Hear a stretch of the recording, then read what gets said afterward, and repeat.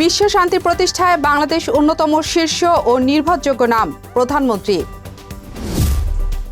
9,38,000 টাকার বাজেট উপস্থাপন বৃহস্পতিবার। হরমুজ প্রণালীতে মার্কিন অ্যাপাচি হেলিকপ্টার ভূপাতিত, উপযুক্ত জবাব দেওয়ার হুঁশিয়ারি ট্রাম্পের। স্বাগত জানাচ্ছি আশা হোম কেয়ার প্রাইম নিউজ আয়োজনে। আপনাদের সাথে আছি আমি শাকিলা রুম্পা। এতক্ষণ শিরোনাম দেখছিলেন, এবারে বিস্তারিত।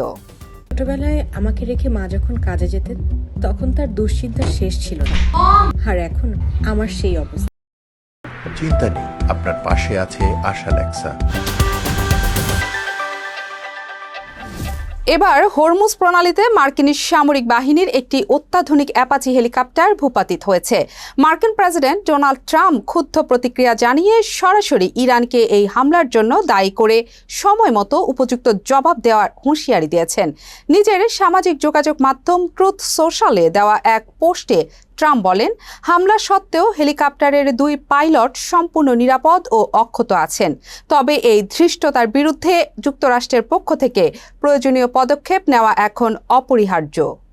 মার্কিন সামরিক বাহিনীর বরাত দিয়ে আন্তর্জাতিক সংবাদ মাধ্যমগুলো জানিয়েছে, সোমবার রাতে ওমান উপকূলের কাছে আকাশ সীমায় নিয়মিত টহল দিচ্ছিল সেনাবাহিনীর AH-64 অ্যাপাচি হেলিকপ্টারটি। মার্কিন কর্মকর্তাদের প্রাথমিক তদন্তে জানা গেছে, একটি ইরানি ড্রোন আঘাত হানায় হেলিকপ্টারটি সাগরে বিধ্বস্ত হয়। তবে এটি উদ্দেশ্যপ্রণোদিত হামলা নাকি দুর্ঘটনা তা খতিয়ে দেখতে উচ্চ পর্যায়ের তদন্ত শুরু করেছে মার্কিন সেন্টকম। অন্যদিকে ইরানের রাষ্ট্রীয় গণমাধ্যম এই দুর্ঘটনার খবর প্রচার করলেও ঘটনার দায় বা বিস্তারিত কোনো মন্তব্য করা থেকে বিরত রয়েছে।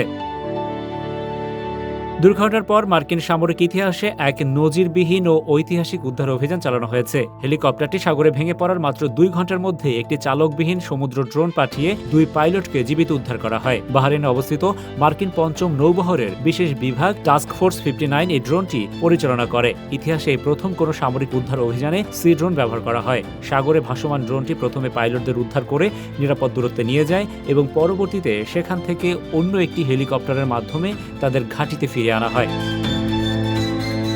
এই ড্রোন হামলার ঘটনাটি এমন এক সময় ঘটল যখন যুক্তরাষ্ট্রের হস্তক্ষেপে ইরান ও ইসরায়েলের মধ্যকার সাম্প্রতিক পাল্টাপাল্টি হামলা বন্ধ রয়েছে এবং তেহরানের সাথে একটি পরমাণু চুক্তির চূড়ান্ত পর্যায়ে রয়েছে ওয়াশিংটন। ট্রাম্প নিজেই ইঙ্গিত দিয়েছিলেন যে আগামী 2 সপ্তাহের মধ্যে চুক্তি সই হতে পারে এবং এর 2-3 দিনের মধ্যে বৈশ্বিক জ্বালানি সরবরাহের প্রধান রুট হরমুজ প্রণালী খুলে দেওয়া হবে।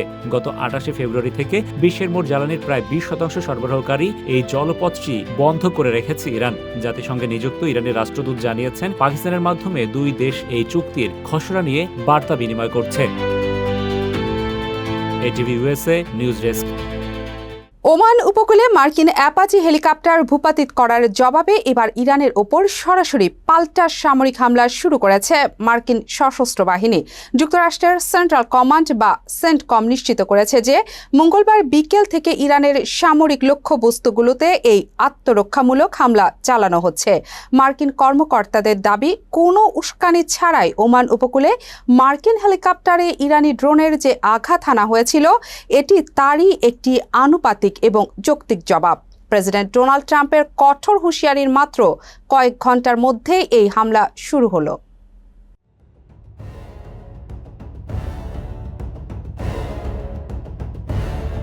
ওমান উপকূলে মার্কিন অ্যাপাচি হেলিকপ্টার ভূপাতিত করার জবাবে এবার ইরানের ওপর সরাসরি পাল্টা হামলা শুরু করল মার্কিন সশস্ত্র বাহিনী। যুক্তরাষ্ট্রের সেন্ট্রাল কমান্ড বা সেন্টকম নিশ্চিত করেছে যে মঙ্গলবার বিকেল থেকে ইরানের সামরিক লক্ষ্যবস্তুগুলোতে এই আত্মরক্ষামূলক হামলা চালানো হচ্ছে।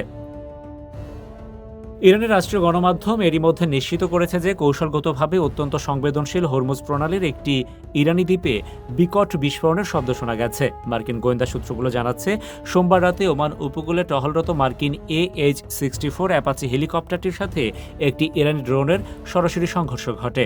যদিও এটি ইচ্ছাকৃত হামলা নাকি দুর্ঘটনা তা নিয়ে তদন্ত চলছে। তবে প্রেসিডেন্ট ট্রাম্প সামাজিক যোগাযোগ মাধ্যমে সরাসরি অভিযোগ করেন যে ইরানিরাই অত্যন্ত নিখুঁতভাবে তাদের অত্যাধুনিক হেলিকপ্টারটি ভূপাতিত করেছে। তিনি সাফ জানিয়ে দেন, আমেরিকার উপর এমন আঘাতের পর কোনোভাবেই চুপ থাকা সম্ভব নয়। মার্কিন হামলার ঠিক আগ মুহূর্তে ইরানের পররাষ্ট্রমন্ত্রী সাইয়েদ আব্বাস আগারচি এক বার্তায় ওয়াশিংটনকে সতর্ক করে বলেছিলেন, হরমুজ প্রণালী মার্কিন উপকূল থেকে হাজার হাজার মাইল দূরে অবস্থিত। তাদের ভূখণ্ডের কাছাকাছি থাকা যে কোনো বিদেশি সামরিক বাহিনী মানুষের ভুল, সাধারণ দুর্ঘটনা বা দুই পক্ষের ঘোলাগুলির মধ্যে পড়ে সবসময় চরম ঝুঁকিতে থাকবে। ঝুঁকি এড়াতে তিনি মার্কিন বাহিনীকে অঞ্চল ছাড়ারও পরামর্শ দেন। এদিকে সাগরে বিধ্বস্ত হেলিকপ্টারের 2 মার্কিন ক্রু মেম্বারকে উদ্ধারের রোমাঞ্চকর তথ্য সামনে এনেছে পেন্টাগন। সেন্টকমের মুখপাত্র ক্যাপ্টেন টিম হকিন্স জানিয়েছেন, সাগরে ভেঙে পড়ার মাত্র 2 ঘন্টার মধ্যে সম্পূর্ণ অক্ষত অবস্থায় 2 পাইলটকে উদ্ধার করা হয়। মার্কিন সামরিক ইতিহাসে এই প্রথম কোনো চালকবিহীন রোবট, বোট বা সমুদ্র ড্রোনের মাধ্যমে এই উদ্ধার কাজ চালানো হলো। এই মার্কিন হামলা এমন এক সময় শুরু হলো যখন পাকিস্তানের মধ্যস্থতায় যুক্তরাষ্ট্র ও ইরানের মধ্যে একটি শক্তিশালী পরমাণু চুক্তি স্বাক্ষরের সম্ভাবনা তৈরি হয়েছিল। ট্রাম্প নিজেই গতকাল দাবি করেছিলেন যে আগামী 2-3 দিনের মধ্যে চুক্তি হতে পারে, কিন্তু এই বিমান হামলার পর সেই শান্তি আলোচনা নিয়ে এখন গভীর অনিশ্চয়তা দেখা দিয়েছে। Rashed Bappi, ATV USA, new York, যুক্তরাষ্ট্র।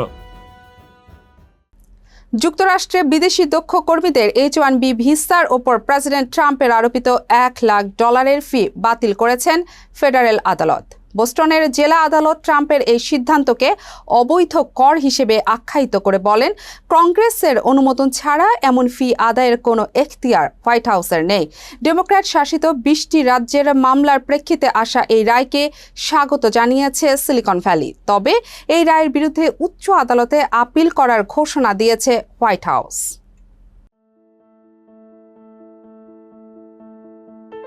উচ্চ দক্ষতা সম্পন্ন বিদেশি কর্মীদের H-1B ভিসার উপর প্রেসিডেন্ট ডোনাল্ড ট্রাম্পের আরোপিত $1 লাখ আকাশচুম্বী ফি বাতিল ঘোষণা করেছেন দেশটির একটি ফেডারেল আদালত। বোস্টন জেলা আদালতের বিচারক লিও সোরোকিন এই ঐতিহাসিক রায় দিয়ে ট্রাম্পের এই সিদ্ধান্তকে অবৈধ কর হিসেবে আখ্যায়িত করেছেন। আদালতের স্পষ্ট বার্তা, মার্কিন কংগ্রেসের অনুমোদন ছাড়া প্রেসিডেন্টের এমন কর বা ফি আরোপ করার কোনো আইনি এখতিয়ার নেই। গত সেপ্টেম্বর মাসে ট্রাম্প প্রশাসন নাটকীয়ভাবে H-1B ভিসার খরচ বাড়িয়ে এই $1 লাখ ফি নির্ধারণ করেছিল।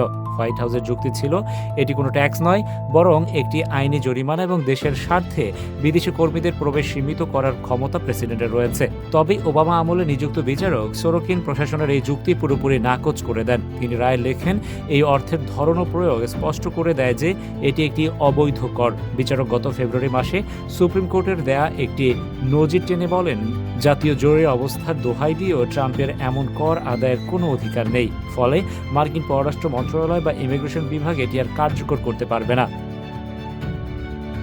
আদালতের এই রায়ে সবচেয়ে বেশি স্বস্তি ফিরেছে মার্কিন প্রযুক্তি প্রতিষ্ঠান এবং সিলিকন ভ্যালিতে। গুগল, মাইক্রোসফট বা অ্যাপেলের মতো প্রযুক্তি জায়ান্টগুলো সাধারণত বিশ্বসেরা আইটি ও কারিগরি প্রতিভা নিয়োগের জন্য এই H-1B ভিসার উপর ব্যাপকভাবে নির্ভরশীল। ক্যালিফোর্নিয়ার ডেমোক্রেট দলীয় অ্যাটর্নি জেনারেল এই রায়কে স্বাগত জানিয়ে বলেন, ট্রাম্পের এই চড়া ফি মূলত আমেরিকার দক্ষ প্রতিভা আকর্ষণ করার ক্ষমতার উপর একটি বড় আঘাত ছিল। এই রায়ের ফলে বিশ্বমঞ্চে মার্কিন প্রযুক্তি খাতের আধিপত্য বজায় রাখা সহজ হবে। প্রতি বছর লটারির মাধ্যমে 65,000 সাধারণ এবং উচ্চতর ডিগ্রিধারীদের জন্য আরও 20,000 মিলিয়ে মোট 85,000 H-1B ভিসা দেয় মার্কিন সরকার। 3 থেকে 6 বছরের জন্য অনুমোদিত এই ভিসা প্রক্রিয়ায় ট্রাম্পের ধাক্কা সাময়িকভাবে থমকে গেল আদালতের এই রায়ে। আপিল আদালতে এই আইনি লড়াই কোন দিকে মোড় নেয় সেদিকে এখন তাকিয়ে আছেন যুক্তরাষ্ট্র প্রবাসী লাখো দক্ষ পেশাজীবী ও বিদেশি শিক্ষার্থীরা। Rashed Bappi, ATV USA, new York, যুক্তরাষ্ট্র।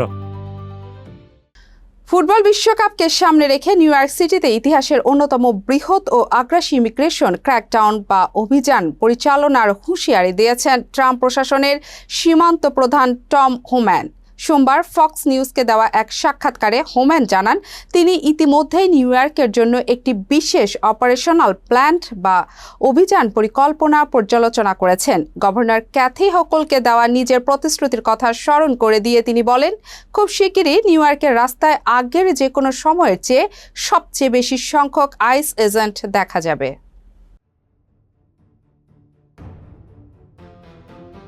মূলত গত মাসের শেষের দিকে গভর্নর ক্যাথি হুকলের স্বাক্ষর করা একটি নতুন আইনকে কেন্দ্র করেই এই সংঘাতের সূত্রপাত। ওই আইনে নিউ ইয়র্কের স্থানীয় পুলিশ ও কারা কর্তৃপক্ষকে ফেডারেল আইস এজেন্টদের সাথে সহযোগিতা করতে এবং বন্দীদের তথ্য শেয়ার করতে নিষেধাজ্ঞা দেওয়া হয়। গভর্নর হোকুলের এই পদক্ষেপের জবাবে হোম্যান এই হুঁশিয়ারি দিয়ে বলেন, আমি তাকে কথা দিয়েছিলাম, আইন পাশ করলে নিউ ইয়র্ক সিটিতে আপনারা এমন আইস এজেন্টদের উপস্থিতি দেখতে পাবেন যা আগে কখনো দেখেননি, আর সেই দিনটি এখন সমাগত। টম হোম্যানের এই হুমকি এমন এক সংবেদনশীল সময়ে এলো যখন লাখ লাখ আন্তর্জাতিক পর্যটক ও ক্রীড়ামোদী নিউ ইয়র্ক অঞ্চলে জড়ো হচ্ছেন। একদিকে নিউ ইয়র্ক নিক্সের NBA ফাইনাল ঘিরে শহরে উৎসবের আমেজ, অন্যদিকে মাত্র 10 মাইল দূরে নিউ জার্সিতে অনুষ্ঠিত হতে যাচ্ছে ফিফা বিশ্বকাপের মেগা ফাইনাল। এই পরিস্থিতিতে অভিবাসী অধিকার রক্ষা সংস্থাগুলো বিশ্বজুড়ে প্রায় 1 কোটি ফুটবল ভক্তের উদ্দেশ্যে জরুরি ভ্রমণ সতর্কতা বা ট্রাভেল ওয়ার্নিং জারি করেছে। তাদের আশঙ্কা, বর্তমান রাজনৈতিক পরিস্থিতিতে পর্যটকরা নির্বিচারে আটক, জেরা কিংবা অন্যায়ভাবে দেশান্তরের বা ডিপোর্টেশনের শিকার হতে পারেন। মানবাধিকার কর্মীদের এই আশঙ্কার পেছনে রয়েছে আইসের সাম্প্রতিক কিছু বিতর্কিত ও সহিংস কর্মকাণ্ড। চলতি বছর ইতিমধ্যেই আইসের হেফাজতে অন্তত 18 জন অভিবাসীর মৃত্যু হয়েছে। এছাড়া গত জানুয়ারি মাসে মিনিয়াপলিসে এক অভিযানের সময় ইমিগ্রেশন অফিসারদের হাতে রেনি নিকোল গুড এবং অ্যালেক্স প্রেত্তি নামে 2 জন খোদ মার্কিন নাগরিক নিহত হন। এই ঘটনাগুলোর কারণে নিউ ইয়র্কের অভিবাসী কমিউনিটি এবং সাধারণ মানুষের মধ্যে চরম নিরাপত্তাহীনতা ও গভীর আতঙ্ক তৈরি হয়েছে। তবে ট্রাম্প প্রশাসনের এই আক্রমণাত্মক হুমকির মুখে চুপ করে নেই নিউ ইয়র্ক প্রশাসন। কড়া প্রতিক্রিয়া জানিয়ে নিউ ইয়র্ক সিটির মেয়র জোহরান মামদানি বলেছেন, অভিবাসীদের ছাড়া ফুটবলের কোনো অস্তিত্বই থাকতো না। স্টেডিয়ামের কর্মী থেকে শুরু করে স্বয়ং মার্কিন জাতীয় দলের 6 জন খেলোয়াড়ই অভিবাসী। আমরা কোনোভাবেই আইস বা অন্য কাউকে আমাদের শান্তিময় কমিউনিটিতে ভীতি ছড়াতে দেব না। ATV USA news desk. এবার ছোট্ট একটা বিরতি নিচ্ছি, ফিরে এসে থাকছে 2028 থেকে নতুন পাঠ্যক্রম, আগামী বছর যুক্ত হচ্ছে 4 নতুন বই। ব্যস্ততার কারণে বাবা মার সঠিক যত্ন নিতে পারছিলাম না। তারপর সন্ধান পেলাম আশা হোম কেয়ারে। আশা হোম কেয়ার, ভালোবাসার পরশে প্রবীণদের পাশে।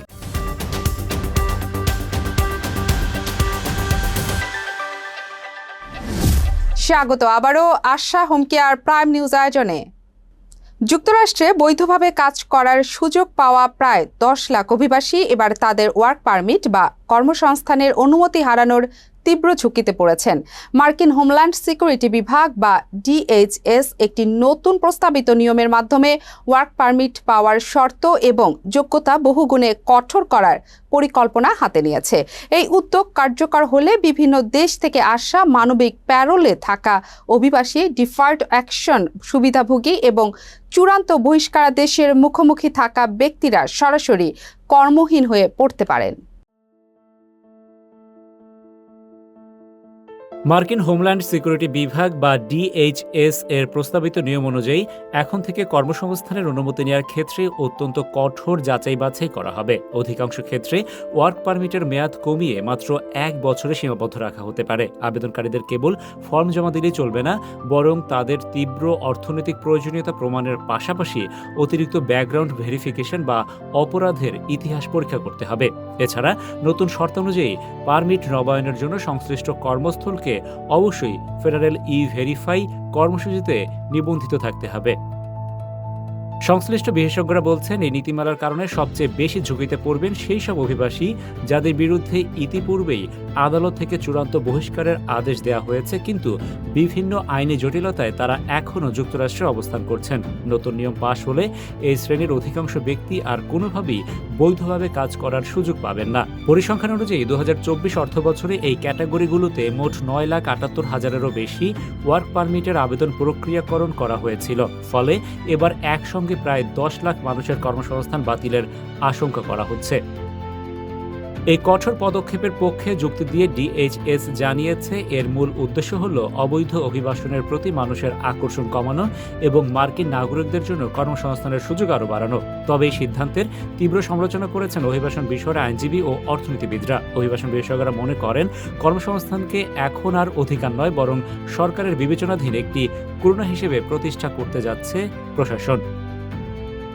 তবে অভিবাসী কমিউনিটির জন্য আসার কথা হলো, এই প্রস্তাবিত নিয়মটি এখনও চূড়ান্তভাবে পাশ করা হয়নি। বর্তমানে এটি জনমত গ্রহণ ও পর্যালোচনার স্তরে রয়েছে, যার পরেই চূড়ান্ত সিদ্ধান্ত নেওয়া হতে পারে। ATV USA news desk. মার্কিন রাজনীতি ও হোয়াইট হাউসের জন্য এই মুহূর্তের সবচেয়ে বড় অস্বস্তির খবর, মধ্যপ্রাচ্য ইরানের বিরুদ্ধে যুদ্ধ চরম খেসারত দিতে হচ্ছে মার্কিন প্রেসিডেন্ট ডোনাল্ড ট্রাম্পকে। নতুন এক দেশব্যাপী জনমত জরিপে দেখা গেছে ট্রাম্পের জনপ্রিয়তা এখন তার রাজনৈতিক জীবনের সর্বনিম্ন স্তরের কাছাকাছি এসে ঠেকেছে। বার্তা সংস্থা রয়টার্স ও ইপসোস এর যৌথ জরিপ অনুযায়ী মাত্র ৩৫% মার্কিন নাগরিক এখন ট্রাম্পের কর্মকাণ্ডকে সমর্থন করছেন। মধ্যপ্রাচ্যে ইরান যুদ্ধের জেরে তীব্র রাজনৈতিক সংকটে পড়েছেন মার্কিন প্রেসিডেন্ট ডোনাল্ড ট্রাম্প। রয়টার্স ও ইপসোসের যৌথ জনমত জরিপে দেখা গেছে ট্রাম্পের জনপ্রিয়তা কমে এখন তার রাজনৈতিক জীবনের সর্বনিম্ন স্তরের কাছাকাছি মাত্র ৩৫% নেমে এসেছে। যুদ্ধের কারণে আকাশচুম্বী মূল্যস্ফীতি এবং জ্বালানি তেলের দাম বাড়ায় ৭০% মার্কিনী ট্রাম্পের ওপর অসন্তুষ্ট, যা সাবেক প্রেসিডেন্ট জো বাইডেনের শেষ সময়ের চেয়েও খারাপ রেটিং। গত ২৮শে ফেব্রুয়ারি যুক্তরাষ্ট্র ও ইসরায়েলের যৌথভাবে ইরানে হামলা চালানোর পর থেকেই মার্কিন অর্থনীতিতে ধস নামতে শুরু করে। বিশেষ করে ইরান বিশ্বের অন্যতম প্রধান তেলের রুট হরমুজ প্রণালী বন্ধ করে দেয়ায় বিশ্বজুড়ে তেলের দামের রেকর্ড তৈরি হয়। যদিও এপ্রিলের যুদ্ধবিরতির পর দাম কিছুটা কমেছে, কিন্তু জরিপে অংশ নেয়া ৫৯% আমেরিকানই মনে করছেন আগামী ১ বছরে গ্যাসোলিনের দাম আবারও নিয়ন্ত্রণের বাইরে চলে যাবে। মাত্র ১৭% নাগরিক পরিস্থিতি ভালোর দিকে যাওয়ার আশা করছেন। ট্রাম্পের জন্য সবচেয়ে বড় ধাক্কা এসেছে জীবনযাত্রার ব্যয় নিয়ন্ত্রণ বা মূল্যস্ফীতির ইস্যুতে। এই ক্ষেত্রে মাত্র ২২% মার্কিনই ট্রাম্পকে সমর্থন করেছেন, যেখানে রেকর্ড ৭০% মানুষ তার উপর চরম অসন্তুষ্ট। উল্লেখ্য, ২০২৪ সালের নির্বাচনে ট্রাম্প মূল্যস্ফীতি কমানোর প্রতিশ্রুতি দিয়ে জো বাইডেন ও কমলা হ্যারিসকে পরাজিত করেছিলেন। কিন্তু এখন দেখা যাচ্ছে ট্রাম্পের এই রেটিং তার পূর্বসূরি জো বাইডেনের শেষ সময়ের ২৯% সমর্থনের চেয়েও অনেক নিচে নেমে এসেছে। ট্রাম্পের যুদ্ধংদেহী নীতির কারণে মার্কিন মধ্যবিত্ত পরিবারগুলোর জীবনযাত্রার খরচ এখন নাগালের বাইরে চলে এসেছে। জরিপে আরও একটি চাঞ্চল্যকর তথ্য উঠে এসেছে। আমেরিকার সিংহভাগ নাগরিকই এই ইরান যুদ্ধের বিপক্ষে। মাত্র ৩৬% মার্কিনই ইরানে হামলার পক্ষে মত দিয়েছেন এবং ২৫% মনে করেন এই হামলার সুফল ব্যয়ের তুলনায় অনেক কম। এই যুদ্ধংদেহী মনোভাব আগামী নভেম্বরের মধ্যবর্তী নির্বাচনে রিপাবলিকানদের জন্য বড় বিপর্যয় ডেকে আনতে পারে। জরিপ অনুযায়ী এই মুহূর্তে নির্বাচন হলে ৪১% ভোটার ডেমোক্রেটদের এবং মাত্র ৩৭% রিপাবলিকানদের ভোট দেবেন। মোট ৪,৫৩১ জন মার্কিন নাগরিকের উপর সরাসরি চালানো এই জরিপ স্পষ্ট করে দিচ্ছে যে আমেরিকার সাধারণ মানুষ যুদ্ধের চেয়ে তাদের পকেটের সুরক্ষা বেশি চান। মঙ্গলবার ওমান উপকূলে মার্কিন হেলিকপ্টার ধ্বংসের জবাবে ইরানে পেন্টাগন পাল্টা বিমান হামলা শুরু করায় এই ক্ষোভ আরও বাড়তে পারে বলে ধারণা করা হচ্ছে। জনপ্রিয়তার এই রেকর্ড পতন ঠেকাতে ট্রাম্প প্রশাসন মধ্যপ্রাচ্য নীতিতে কোনো পরিবর্তন আনে কিনা সেটি এখন দেখার বিষয়। Rashed Bappi, ATV USA, new York, যুক্তরাষ্ট্র। এবার দেশের খবর। প্রায় ৪ দশক ধরে আন্তর্জাতিক পরিমণ্ডলে বাংলাদেশ সশস্ত্র ও পুলিশ বাহিনী একটি আস্থা এবং নির্ভরতার নাম বলে জানিয়েছেন প্রধানমন্ত্রী তারেক রহমান। আন্তর্জাতিক জাতিসংঘ শান্তিরক্ষী দিবস ২০২৬ উপলক্ষে বুধবার ঢাকা সেনানিবাসের সেনাকুঞ্জে আয়োজিত অনুষ্ঠানে প্রধানমন্ত্রী একথা বলেন। জানান, বিশ্বমঞ্চে আমাদের শান্তিরক্ষীরা যে কৃতিত্ব অর্জন করেছেন তা শত প্রতিকূলতা, সীমাবদ্ধতা এবং কঠিন চ্যালেঞ্জের মধ্য দিয়েই সম্ভব হয়েছে। দেশের এই গৌরব যেন কোনোভাবেই ম্লান না হয় সেটি রক্ষা করা সশস্ত্র বাহিনীর প্রধান কর্তব্য। অনুষ্ঠানে জাতিসংঘ শান্তিরক্ষা মিশনে কর্মরত অবস্থায় ২০২৫ সালে সুদানে শাহাদাত বরণকারী ৬ সেনা সদস্যর স্ত্রীর হাতে বিশেষ সম্মাননা তুলে দেন প্রধানমন্ত্রী তারেক রহমান। ওই হামলা সহ সম্প্রতি চলমান মিশনগুলোতে আহত সশস্ত্র বাহিনীর সদস্যদের হাতেও সম্মাননা তুলে দেন তিনি। এ সময় বিশ্ব শান্তি রক্ষায় অসামান্য অবদান রাখা এবং কর্তব্যরত অবস্থায় জীবন উৎসর্গকারী বীর শান্তিরক্ষীদের প্রতি গভীর শ্রদ্ধা নিবেদন করেন প্রধানমন্ত্রী। এছাড়াও বিভিন্ন দেশের শান্তিরক্ষা মিশনে অংশ নেওয়া সদস্যদের সঙ্গে ভার্চুয়ালি কুশল বিনিময় করেন তারেক রহমান। বৃহস্পতিবার জাতীয় সংসদে ২০২৬-২৭ অর্থ বছরের বাজেট পেশ করতে যাচ্ছেন অর্থমন্ত্রী। দেশকে $1 ট্রিলিয়ন অর্থনীতিতে রূপান্তরের যাত্রায় বর্তমান সরকারের প্রথম বাজেটের আকার ধরা হয়েছে ৯,৩৮,০০০ কোটি টাকা। রেকর্ড বাজেটে এনবিআরকে দেওয়া হয়েছে ৬,৯৫,০০০ কোটি টাকা রাজস্ব আয়ের লক্ষ্য, ঘাটতি প্রায় ২.৫ লাখ কোটি টাকা। এবার এডিপির আকার বেড়ে ১.৫ গুণ হচ্ছে। বড় বরাদ্দ থাকছে যোগাযোগ, স্বাস্থ্য ও শিক্ষা খাতে। বাজেটে ব্যয়ের বড় অংশ যাবে সরকারি চাকরিজীবীদের বেতন ভাতা ও বিদেশি ঋণের সুদ পরিশোধে। প্রায় 2 দশক পর ক্ষমতায় আসা বিএনপি সরকারের প্রথম বাজেটে থাকছে দলটির নির্বাচনী ইশতেহারের প্রতিফলন। রাজস্ব আয়ের চ্যালেঞ্জ মোকাবেলা করে যেখানে থাকবে মূল্যস্ফীতির লাগাম টানা, নতুন কর্মসংস্থান তৈরি ও সুষম উন্নয়নের অঙ্গীকার। তবে সাধারণ মানুষের একটাই চাওয়া, করের বোঝা না বাড়িয়ে নিত্যপণ্যের দাম কমানোর সুস্পষ্ট ঘোষণা থাকুক আসছে বাজেটে। প্রাথমিক ও গণশিক্ষা প্রতিমন্ত্রী ববি হাজ্জাজ জানিয়েছেন, 2027 সালে প্রাথমিক বিদ্যালয়ের 4র্থ শ্রেণীর পাঠ্যক্রমে যুক্ত হচ্ছে নতুন বই। শিক্ষা প্রতিমন্ত্রী বলেন, শিল্প ও সংস্কৃতি নামের এই বইয়ে 4টি অধ্যায়ে অন্তর্ভুক্ত থাকবে চারু ও কারুকলা, সঙ্গীত, নৃত্যকলা এবং নাট্যকলা। 2028 সালে নতুন কারিকুলামে পূর্ণাঙ্গভাবে যুক্ত হবে এই বিষয়গুলো। বুধবার প্রাথমিক ও গণশিক্ষা মন্ত্রণালয়ের উদ্যোগে দেশের বিভিন্ন বিশ্ববিদ্যালয়ের সঙ্গীত, নৃত্যকলা, নাট্যকলা ও চারুকলা বিভাগের শিক্ষক ও সংশ্লিষ্ট বিশেষজ্ঞদের সঙ্গে এক মত বিনিময় সভায় এসব জানান প্রাথমিক ও গণশিক্ষা প্রতিমন্ত্রী ববি হাজ্জাজ। প্রাথমিক শিক্ষার সঙ্গীত, নৃত্যকলা ও সাংস্কৃতিক শিক্ষার সম্প্রসারণ, নতুন কারিকুলাম প্রণয়ন এবং দক্ষ শিক্ষক তৈরির লক্ষ্যে এই সভার আয়োজন করা হয়। মতবিনিময় সভায় শিক্ষা প্রতিমন্ত্রী বলেন, প্রাথমিক শিক্ষার সঙ্গীত, নৃত্যকলা ও ক্রীড়াভিত্তিক শিক্ষা সম্প্রসারণের ফলে ভবিষ্যতে বিপুল সংখ্যক বিশেষায়িত শিক্ষক ও প্রশিক্ষকের প্রয়োজন হবে। এতে সঙ্গীত, নৃত্যকলা, চারুকলা, নাট্যকলা ও ক্রীড়া বিষয়ে শিক্ষিত তরুণ তরুণীদের জন্য নতুন কর্মসংস্থানের সুযোগ সৃষ্টি হবে। পাশাপাশি এসব বিষয়ে একটি টেকসই ক্যারিয়ার পাথওয়ে গড়ে উঠবে। আগামী 5 বছরে এ খাতে প্রায় 50-60 হাজার নতুন কর্মসংস্থানের ব্যবস্থা হবে বলে জানান শিক্ষা প্রতিমন্ত্রী। আবারও একটা বিরতি নিচ্ছি, ফিরে এসে থাকছে। খালাস পেলেন নাসির তামিমা দম্পতি।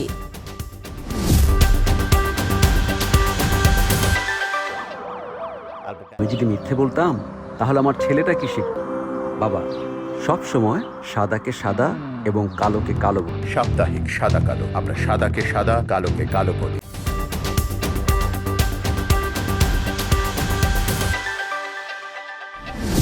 ফিরে এলাম আশা হোম কেয়ার প্রাইম নিউজে। এবার খেলার খবর। নিউ জার্সির গভর্নর মিকি শেরিল মঙ্গলবার ঘোষণা করেছেন যে রাজ্যের কিছু বাসিন্দাকে 770টি বিনামূল্যের ফিফা বিশ্বকাপ টিকিট দেওয়া হবে। এসব টিকিট মূলত যুব ফুটবলার, ন্যাশনাল গার্ড সদস্যদের পরিবার, গুরুতর অসুস্থ শিশু এবং প্রথম সাড়াদাতাদের জন্য বরাদ্দ করা হয়েছে। নিউ জার্সি থেকে সুব্রত চৌধুরীর রিপোর্ট। গভর্নর মিকি শেরিলের এই ঘোষণা আসে নিউ ইয়র্ক নিউ জার্সি স্টেডিয়ামে নিউ জার্সির প্রথম বিশ্বকাপ ম্যাচের কয়েকদিন আগে। হ্যাকানসাগ ইউনিভার্সিটি মেডিকেল সেন্টার আয়োজিত এক সংবাদ সম্মেলনে শেরিল বলেন, গভর্নর হিসেবে আমি সুযোগের দরজা সবার জন্য উন্মুক্ত করার প্রতিশ্রুতি দিয়েছিলাম। আজ আমরা ভক্তদের খেলা দেখার আরেকটি সুযোগ করে দিচ্ছি।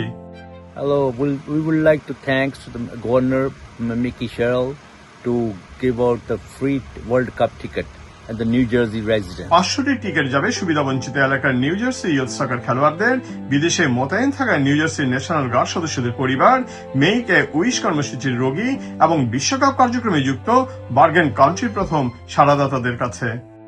বিশ্বকাপ ফুটবলের 770টি টিকিট ফ্রি দেওয়ার ঘোষণায় আমি খুব খুশি হয়েছি।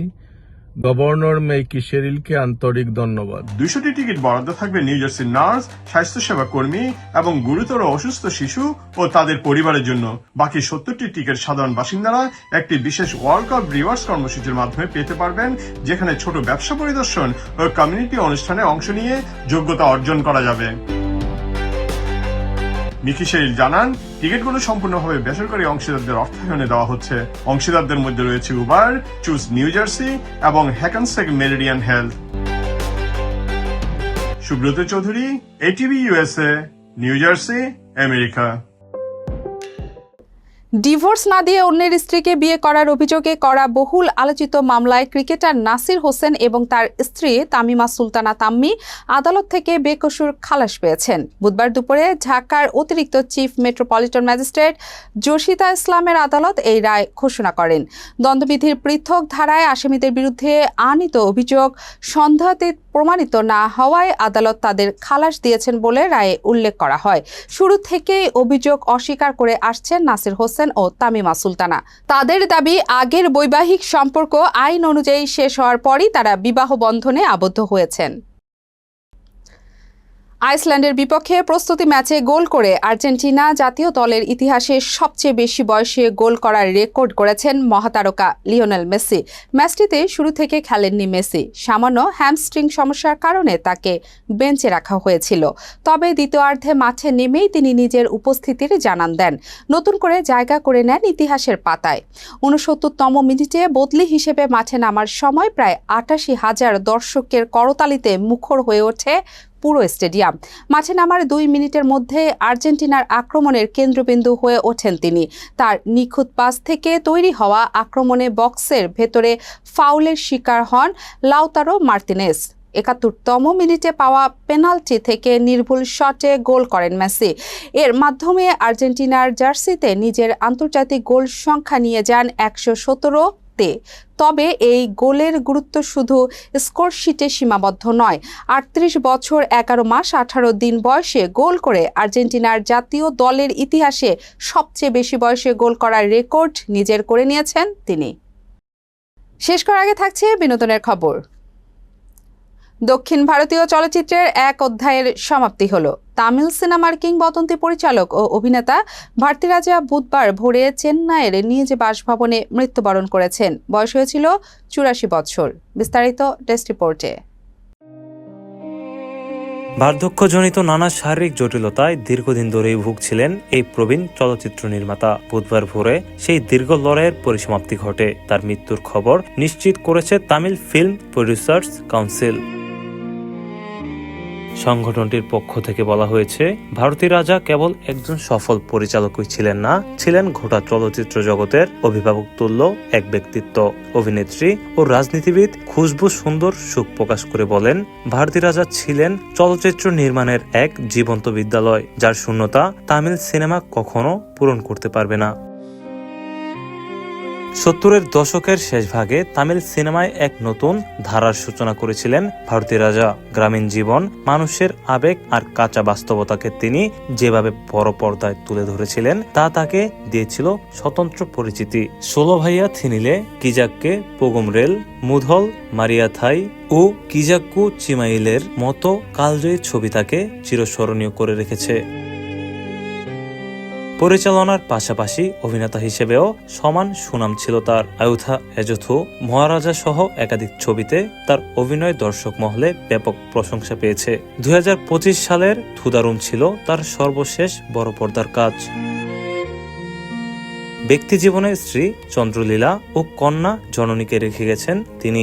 গত বছর পুত্র মনোজ ভারতীরাজার মৃত্যু তাকে গভীরভাবে শোকাহত করেছিল। সেই বেদনা বুকে নিয়েই আজ না ফেরার পথে পাড়ি দিলেন ভারতীয় সিনেমার এই উজ্জ্বল নক্ষত্র। এটিভি ইউএসএ বিনোদন ডেস্ক। আশা হোম কেয়ার প্রাইম নিউজ শেষ করার আগে শিরোনামগুলো আরও একবার।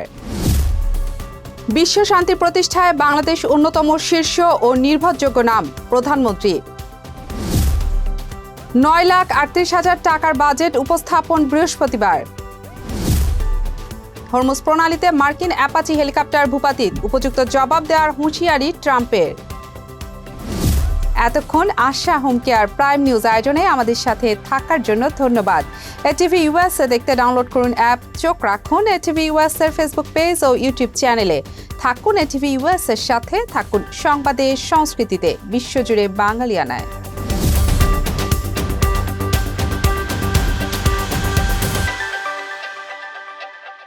এটিভি ইউএসএ, বিশ্বজুড়ে বাঙালিয়ানা।